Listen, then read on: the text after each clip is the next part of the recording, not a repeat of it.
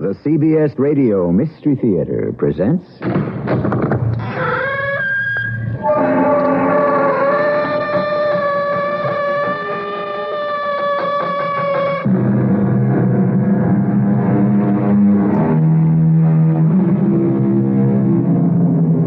Come in. Welcome. I'm E.G. Marshall. To put us in the frame of mind to accept the deviousness of man, we reach into that philosophical legacy bequeathed us by the immortal bard, Shakespeare. Men, he says, should be what they seem, or those that be not, would they might seem none. The lie or the truth? Who is false, who is not? And we have 60 minutes to find out.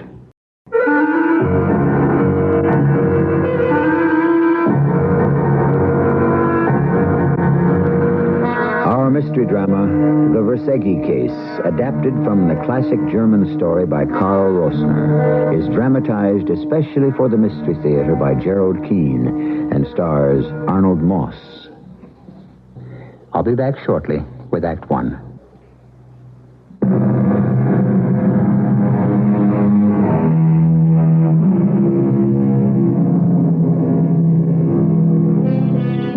We are in Budapest, in the era of wine, women, songs, and swindlers. In many ways, life in the 1800s is as exciting as life in our century. There are just as many good men and certainly just as many bad. Where then to begin? Why, at that address at which you'll find both good and bad, the Central Police Office. Plout, come in here. Good morning, Commissioner. What's the problem? Shut the door behind you, will you, Plout? Secrets. No more than the usual in this place. Now, I thought it better for the morale of the other detectives and police if I extended my compliments to you in private. Compliments? Commissioner, you're not feeling well. Plout, the department greatly appreciates your rounding up all those Romanian swindlers. Thank you. But I must see him. I must see the commissioner of police without Who is that out there? Someone who must see you, I would say. No.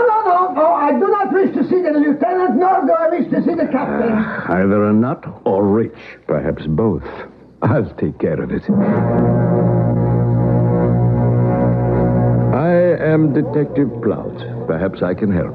There has been a terrible robbery, and I am the victim. That is my wife and I. You must tell the commissioner I am here. Professor Sandor Versegy. Professor Versegy, if you would be good enough to wait, I shall tell him the moment he is free. No, I cannot wait. I will not wait. Which door is his? Oh, yes, there I see it. No, you cannot go in there. Can't I, though? Commissioner Franz? Yes, Professor Versegy. Come in. How do you know my name? I would say there isn't anyone in this entire building who is not aware of your presence. I am sorry, Commissioner. The gentleman insisted. Plout, stay here. It's all nerve. I took such nerve for me to come here to the police station. I am on the edge all the time. You see, let me explain. As you have probably gathered, I am, at least the doctors say I am extremely nervous. I am in a highly nervous state, very excitable. Professor, sit down. Sure. Now, go ahead. The chair won't bite you. Yeah, well, what I wish to explain Detective is that... Plout, would you pour the professor some water from the pitcher by the window, please? Some water? 2 glasses there, Plout. Fill them both and give one to the professor. Oh, that's very kind of you, sir, but I am not thirsty. Here is your glass, Professor. Well, why not? Professor, would you be kind enough to drink the entire glass of water? Glad to. I am thirsty after all. Splendid. It is a scientific fact that water is an effective tranquilizer. Now, quietly, and as reasonably as possible, will you tell us why you are here? I am attached to the Budapest University, from which I had to retire last year because of nervous disorder.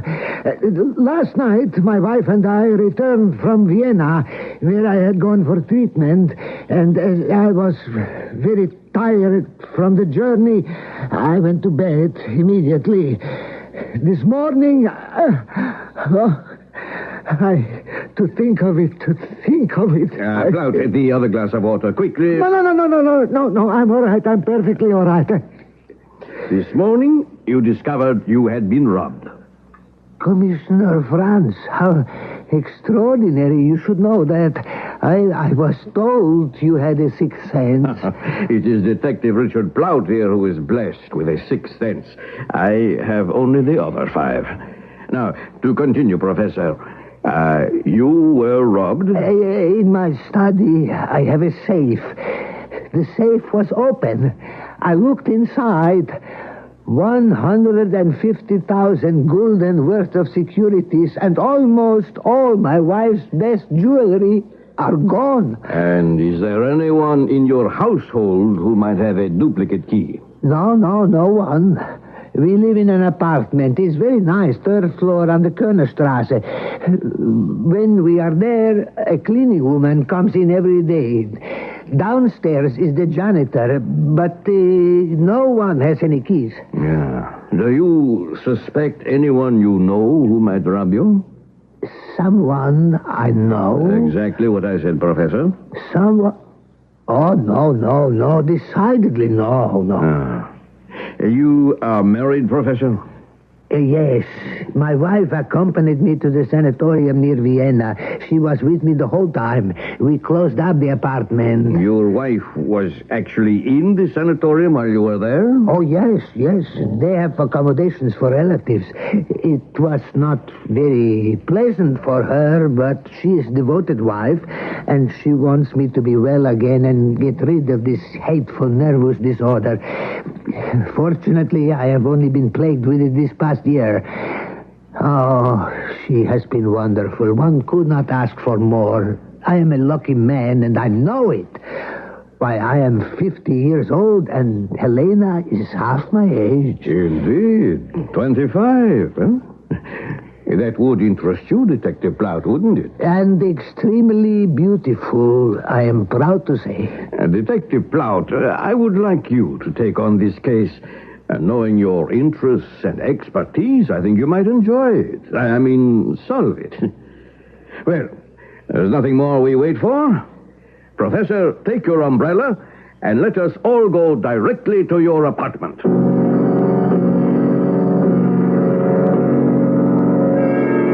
This is my study. Look at it. Everything upside down. My papers everywhere. Where is the safe, Professor Versegy? No, here. Against the wall. I have touched nothing. This is just as you found it, Professor.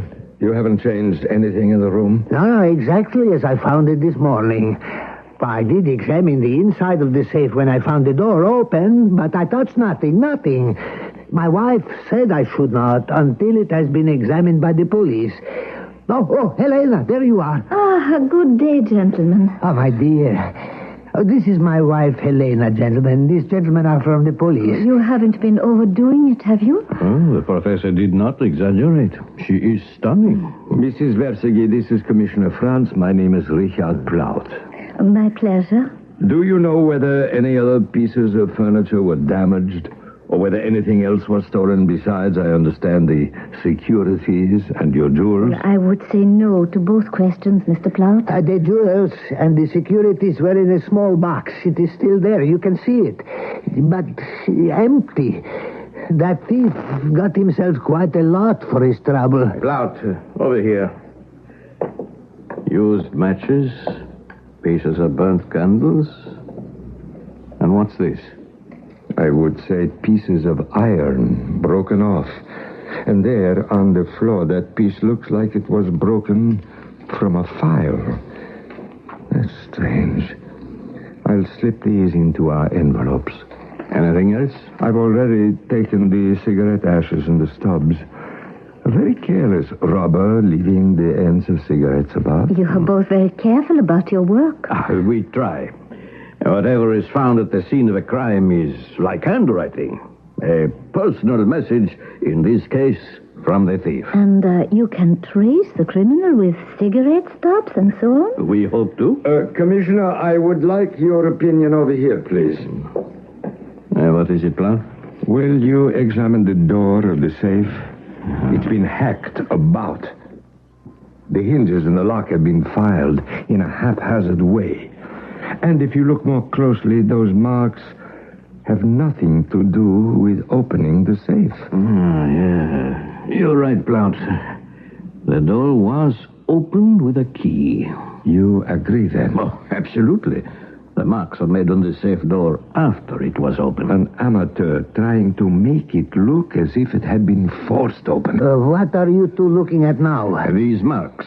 Yeah, whoever it was certainly made a mess trying to open it. A mess, exactly, Professor. Have you an axe in the house? An axe? Oh, you had better ask Helena. She runs the household. Do we have an axe, dear? Or a hatchet? I'll go see. I will be back in a minute. I don't understand. Professor, this safe has not been subjected to what we might call professional treatment.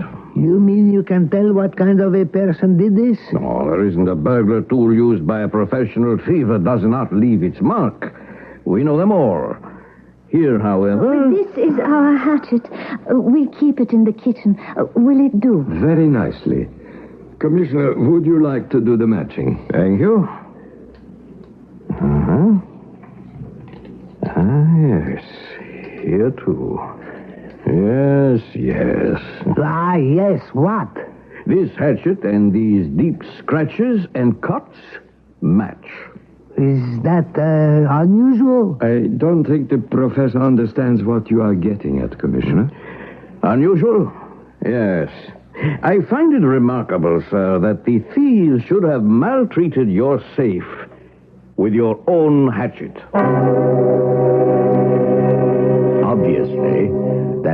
Obviously, to those who follow the workings of detection, Commissioner Frank of the Budapest Police has already made up his mind. But then, if renowned Sandor Versegy has falsified a robbery, there must be a reason. That may be the most interesting path to follow. Not the how, but the why. We shall pick up the trail exactly where we left off when I return shortly with Act 2.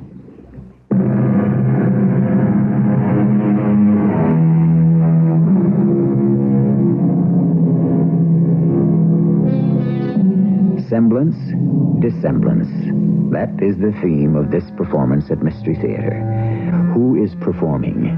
Who speaks the truth? Sometimes people are so adept at disguising their true selves, they begin to believe they are what they pretend. Detective Richard Plout and the Commissioner resume the investigation. Now, as to these papers lying about here on the floor, is this exactly the way you found them? Well, I think so. I hold up this insurance policy. Is it yours? Is it mine? Does it have my name on it? What does it say, Plout? Sandor Versegy insures himself against robbery with certain itemized pieces of jewelry and a sum of 150,000 gulden. Then you're insured against robbery, Professor. You didn't think to inform us of that. Didn't you tell the gentleman that we were insured? Oh, Sandor, how could you forget a thing like that? Why, that's the reason, sir, that we can meet this loss with a certain amount of calm. Calm? I would say that Professor Versegy has been quite excited about this robbery. It was his nervousness which first attracted our attention when he came to report the incident at the police station. And now we find he is insured, so as to completely cover his loss. I cannot see any reason for his great excitement. My husband is ill. Surely you have noticed that. We have just returned from the sanatorium where he was being treated. And now, to you gentlemen of the police, robbery may be an everyday occurrence. But to us, even though we were insured, the invasion of our home by strangers, well, it is... Mrs. Versegy, forgive us. We don't wish to add to your unhappiness. Commissioner, why don't we permit Mr. and Mrs. Versegy to pass the rest of the day alone? I was unhappy to discover the Verseges had been insured all along. No matter how I rationalized it, it was the old insurance game. I could see the professor was in a very nervous state and so perhaps not accountable for his actions. But Helena, his beautiful young wife, how could she know nothing of her husband's deception? How could she be innocent? The following morning, I was at their door. I was expecting you earlier, Mr. Plow. I came as soon as I could. I see you have not had time to unpack. How is your husband? This robbery has undone a great deal of the good of his visit to the sanatorium. He's in his bedroom reading. If you like, I shall be happy to bring in your suitcases from the hall. Oh, no, I wouldn't dream of it. That's a beautiful coat lying there. What is that fur? Seal. But it's the astrakhan collar my husband's so fond of. He takes it everywhere. It was much too hot for Vienna, so we left it with his stepbrother who lives there. When did you leave Budapest? The 27th of March. We first went to see Laos. Laos? My husband's stepbrother. He's written us insisting we spend a few days with him before going on to the sanatorium. And, where is that? In a suburb of Vienna, in Kalden-Lötgeben. We stayed at the sanatorium until the 3rd of May, and my husband was really improving. And then 2 days with Lars, and then back here the day before yesterday. There you are, Helena. Oh, you have a visitor. I've forgotten your name. Plaut, Richard Plaut, Mr. Versegy. I was going to ask if I might continue examining your study. I have no objection. Follow me. Mr. Plaut, may I offer you a glass of wine? Oh, don't tempt me. Police regulations forbid that while a man is on duty. A great pity. Still, I am not a policeman, so I shall have a glass. Sandor, don't. You know what the doctor said. It's a stimulant, and for the present, no stimulants. Is a cigarette all right? Don't be silly, of course it is. Especially since you brought back your special favorites from Vienna. May I have one, Professor? Yes, glad to. You will enjoy them. Made especially for me in Vienna. You can't get them here. Nobody smokes them in Budapest. Oh, really? And you are quite certain this room was thoroughly cleaned before you went away? Housekeeping is my pride and joy, Mr. Plaut. And the cigarette you're smoking, Professor, have you smoked in here since you returned? No, I have not. Why all this questioning about cigarettes? Let me show you something. In this envelope are 2 cigarette stubs we picked up in this room yesterday. Now, isn't it rather remarkable that whoever plundered your safe smoked the same cigarettes as you do? A brand, you say, which is unattainable in Budapest. See for yourself. Open the envelopes. Well, he's right, Sandor. These stubs are the same, but how is it possible? Let me see. He is right. Those stubs are mine. I cannot deny it. You said I cannot deny. Now, isn't that a peculiar word to use under the circumstances? Well, it's nothing. Just words. I did not mean anything by it. I do not understand you, police. I report a crime to you, and you treat me as if I were the criminal. Sandor, please. Mr. Plaut, if your investigation results in a kind of 3rd degree, I must ask you to leave. My husband tires easily. Sandor, will you go lie down? I shall be with you in a moment. I'll see Mr. Plaut to the door. All right, then. But don't be long. Mr. Plaut, you were asking about household tools yesterday? Well, I was getting out the checkbook, and I found this broken piece of metal in my husband's desk. I thought I'd better give it to you. Now, what do you suppose it is? It's what they call a file. The end is broken off. Is it helpful for you to have it? I regret to say, Mrs. Versegy, this broken file in your husband's desk is extremely helpful. To say I was shocked is putting it mildly. I could draw only 2 conclusions.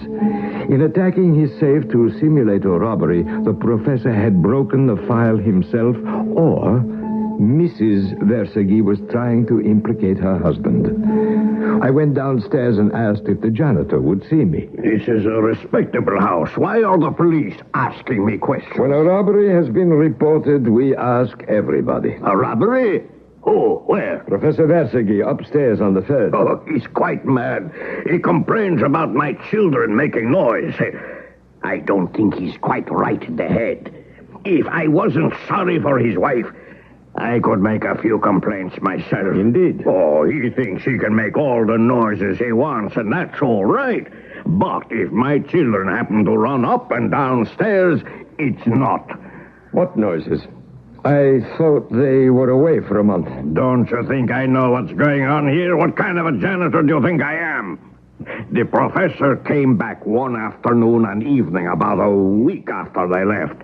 And the noise he made in his apartment. Oh, you thought he was chopping up the furniture. You're quite certain it was Professor Versegy? I don't say anything unless I'm sure of it. It was the 3rd or 4th of April, early in the evening. My door was open. I looked up. There he was in his brown fur coat with the astrakhan collar. He didn't even say hello. I thought, that's pretty silly. Such a hot day, his face buried in the collar. And he went right upstairs. And after making all that noise, he comes down again, doesn't say a word, all bundled up he is. Now he reports a robbery. If you ask me, well, it takes all kinds in this world. Anything else, officer? I think not.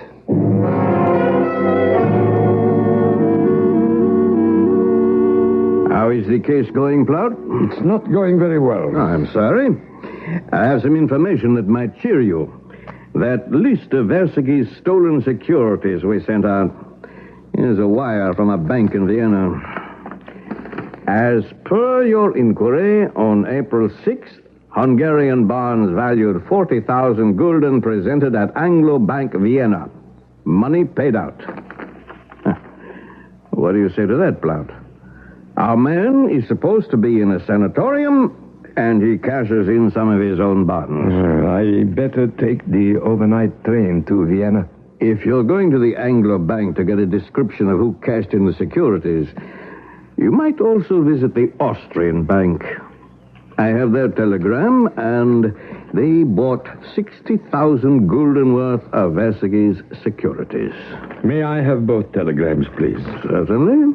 Have a good trip, Plout, and try to keep away from the ladies. Hello, Plout. Is that you? Yes, Commissioner Franz. I'm calling you from Vienna. I have been to both banks. The man who cashed in the securities in each could not have been Versegy, nor are the signatures for the money his signatures. Versegy could have had an accomplice. Oh, yes, that's possible. But why would an accomplice be that stupid, A, to sign Versegy's name, and B, to wear a conspicuous overcoat in both banks? The Astrakhan collar, eh? The same one. Just to be completely certain, I am going to the sanatorium in Kalten-Leutgeben to make sure Mr. and Mrs. Versegy remain the entire month there. Then I am going to have a chat with Versegy's stepbrother, this Lajos. See what he can tell me. So you won't be back in Budapest before Wednesday? I don't expect so. But you can always reach me at the central Vienna police station. I think I may go pay Versegy a visit. No, I would not do that. No? Why not? I think by tomorrow I may have evidence that clears him. And he's such an excitable man, I wouldn't like anything to push him over the edge. Promise me you won't go see him before I get back. It's open and shut. There's no question. You promise? I would like to be the first to see the professor. All right. Till Wednesday, then. I never got to see Sandor Versegy. The next morning, I was handed a telegram at the Vienna police station from Commissioner Franz. Stop further investigation in Versegy case. Guilt proven by me beyond doubt. Unfortunately, immediately after arrest, criminal committed suicide. Come back. Detective Richard Plout was stunned that Sandor Versegy should take his own life at the very moment his innocence might be proven. Why had he killed himself? Police records are full of cases of those who are unable to withstand pressure, who prefer death to dishonor. No, suicide is not always an admission of guilt. More when I return shortly with Act 3.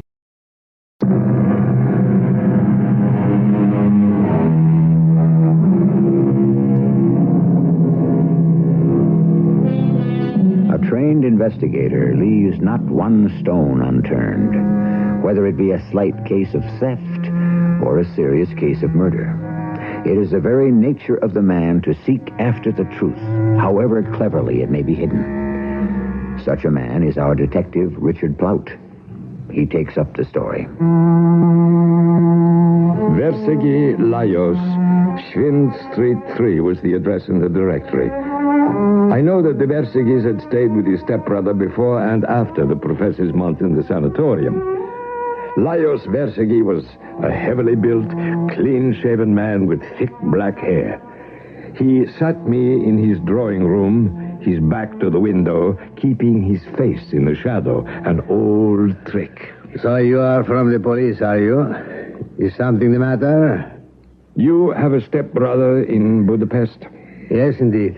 Sandor, very fine professor at the university. I have just received a message from Budapest, Mr. Versegy, which tells me your stepbrother was completely crushed by the suspicion. More than that, but he is dead by his own hand. Oh, no. Oh, merciful heavens. Oh, the poor man. How unfair, how wicked. Look, I'm sorry. You must think me absurdly emotional. He was my stepbrother, and only a few days ago he was in this very room. He and his wife, they stayed in my guest room at the end of the hall, and we... How terrible this all is. Your stepbrother's death just at this time places Mrs. Versegy in a very painful position. His suicide will appear it was all true. People will say he died to escape punishment and dishonor. So unless we succeed in discovering the real thief, his name will be destroyed. The real thief? Oh, then you don't believe Sandor had any connection with the theft? Oh, no. No, the real thief is quite another person. That's why I came to see you. But how can I help you? We have discovered traces here in Vienna of the man who apparently is the robber. Now, obviously, this man knew the professor's habits and must have met him while he was here. Do you know of any such person he might have seen? No, I really don't. When Sandor and Helena came here, I saw very little of them. I know that Sandor visited several old Viennese friends, but who they were, I don't know. My sister-in-law should be able to tell you. I expect you're right. I shall leave now. I am sorry to have been the bearer of such bad news. It's incredible. Awful. Please, if there is any further way I can be of help, don't hesitate to call on me. I certainly shall. Commissioner, how did this happen? I expected it. The man was always guilty, and he knew it. Just tell me what happened. Well, we had his house watched, naturally. A man on the roof over his apartment. One morning, the janitor was seen moving a small trunk from the basement. When questioned, he said the professor was taking a trip. Now, if you were in my shoes, Plout, what would you have done? What I did. I went to see him directly. Well, Commissioner, what are you doing here? Where are you going, pushing your way in here? You appear to be packing to go on a trip. That's rather odd. Yes, I am. Well, what I do, where I am going, is no business of yours. It is my business. You are going to Vienna. Well, since you know it, why do you bother me with questions? Now, please, I'm in a hurry. I've sent for a cab to take me to the station. Spare yourself the trouble, Professor. The cab will not be here. We have had this house under surveillance, and no one comes or goes without our permission. How dare you? But what do you want of me? How dare the police put a watch upon me? I want to know what takes you to Vienna. I owe you no accounting. As you like, but then I shall be obliged to forbid your departure. Professor Versegy, I must do my duty, hard it may be. And my duty, after all the evidence we have against you, is to arrest you. Professor, come back here.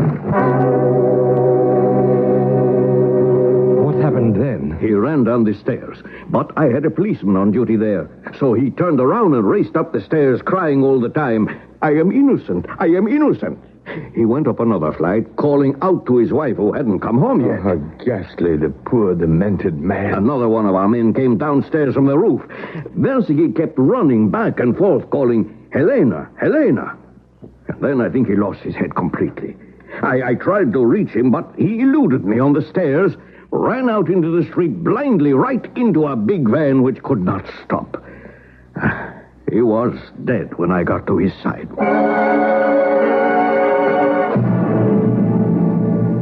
It's good of you to see me, Mrs. Versegy. It's so hard. Anyone connected with the police, I know. You have every reason to despise us. They drove him to his death with their suspicions. Sander was the kindest, gentlest man who ever lived. Mrs. Versegy, I am certain your husband had nothing to do with the crime. You believe in him? Yes, I do. How well did your husband get along with his stepbrother? Well, for a year, they've been very good friends. And before that? Mrs. Versegy, it's important for me to know that. They avoided each other for many years. And why was that? It was because of me. My husband married very late in life. I was a student of his at the university. We'd only been married for 5 years. Believe me, I would do anything to spare you this ordeal. No, it's all right. When Sander and I were engaged, Lars, his stepbrother, came to visit. I didn't know him. I was friendly in a natural, normal way. I mean, the brother of my fiancé. But he misunderstood it. One night I happened to be alone with him, and he put his arms around me. Oh, I hate to think of it. Fortunately, Sander came in. There were words. Sander literally threw him out. And until a year ago, they never spoke. How did they become friends again? It was Sander. I told you what a kind man he was. He heard that Lars had business difficulties, and he sent him money. Later, Lars paid it back and apologized, and that was that. So when he heard we were going to Vienna to the sanatorium, he wrote and he insisted that we stay with him first. You did not ask to stay with him. He asked you. That's right. Why? One last question. Have you any idea why the professor wanted to go to Vienna? Well, he was very quiet about it. I think he was going to see Lars. Why, I don't know. He did say I wasn't to go with him. Mr. Plout, is it possible? Is there any chance of finding the real criminal soon? Soon? By tomorrow. The funeral is tomorrow. I know what you are going to say. I can promise you that your husband will be laid to rest with his honor and reputation cleared. It's almost too good to be true. It's the least we can do for you. Thank you.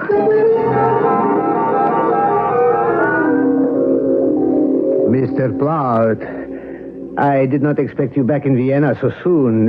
Please forgive this confusion, but I am here in the midst of work. I am extremely busy, so it is going to be impossible for me to go to Budapest for the funeral. You have probably seen in the newspapers that officially the police believe your stepbrother guilty, and they have stopped any further action in the case. Yes, I read that. Poor Sandor. If he had not been in such a state, he would never have arranged a pretended robbery to collect the insurance. Then you now believe him guilty? There is so much that points to him. I don't know what to think. Well, that is why I came here today with the good news that your stepbrother is innocent. What? Oh, I thought you would be pleased. Yes, proof positive. You have proof? Do you remember my asking you who your stepbrother might have met while in Vienna? Let's say it was some man he hadn't seen in a long time. A relative, perhaps. Let us assume this man to be in financial straits. He learns the professor has a large fortune in securities, jewels, and so forth, left in a closed and unoccupied apartment in Budapest. If I remember, you yourself told me the professor was very frank in talking about his own affairs. I don't remember saying anything of the kind. Oh, didn't you?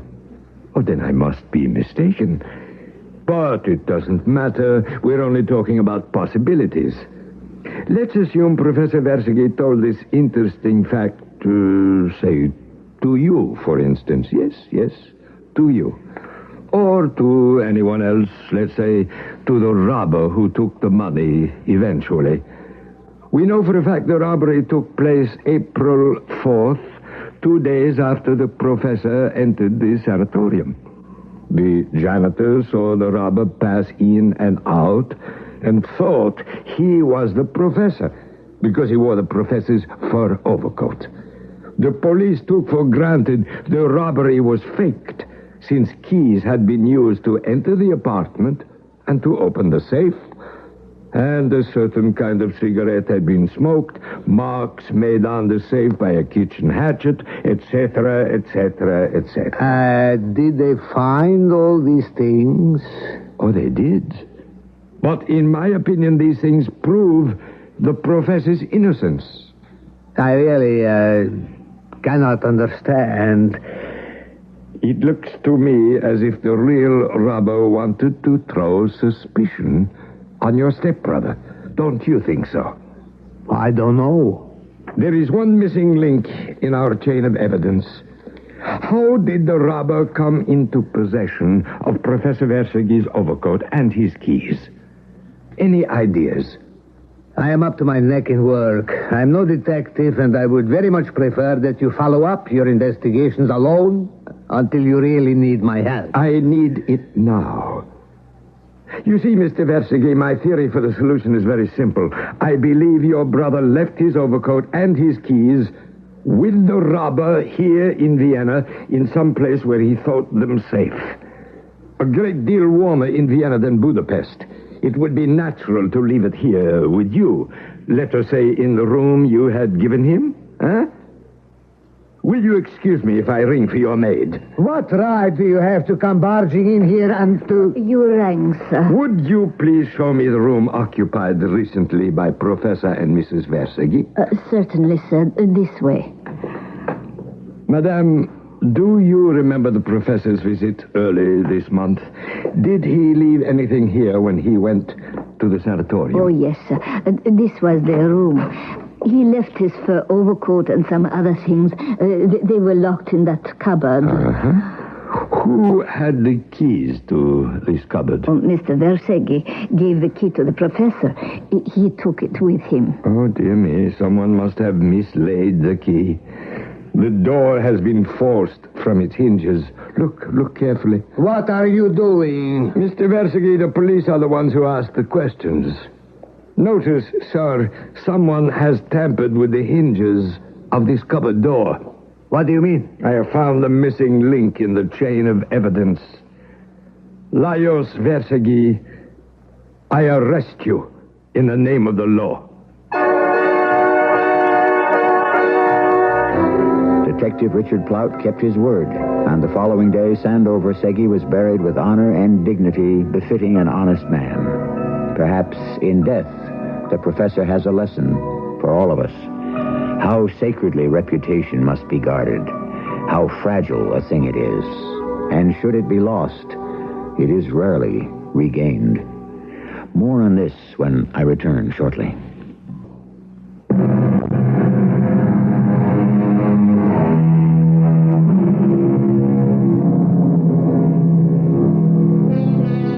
We began today's story with a word from Shakespeare, a favorite pastime of ours.